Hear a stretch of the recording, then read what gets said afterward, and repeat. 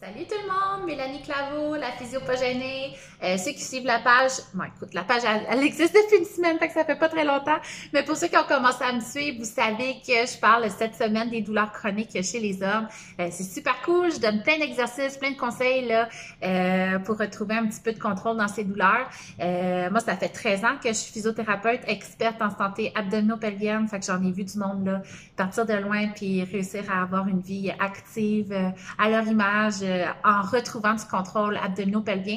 Et là, je vais juste vous montrer, ça paraît absurde, là, je me trouve nounoune de faire ça, mais Colin, ça vaut la peine. Ça, on a nos bras, on a nos jambes, on a même notre tête et notre cou.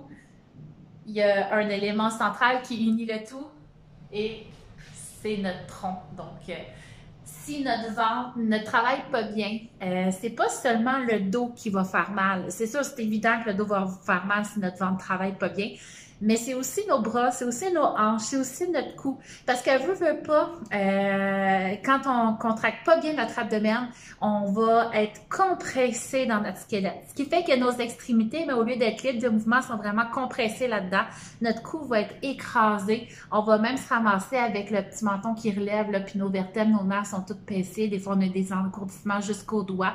Si notre ventre est faible, notre bassin va être retourné. On va être comme tout écrasé dans nos hanches en avant, ce qui est super mauvais là, pour les tendinites, les bursites. Donc, le ventre est central à tout ça. Puis là, tu sais, sur mon schéma, on voit le SPAC, là, tu sais, que tout le monde connaît. Mais le SPAC, lui, c'est bien beau faire des redressements assis, mais il peut être blessant. Il s'attache sur nos côtes, il s'en va jusqu'à notre pubis, puis on a les obliques aussi qui partent chacune de leur côte, qui s'en vont jusqu'à l'autre côté, là, dans le bassin aussi. Il y a un grand vide entre les deux.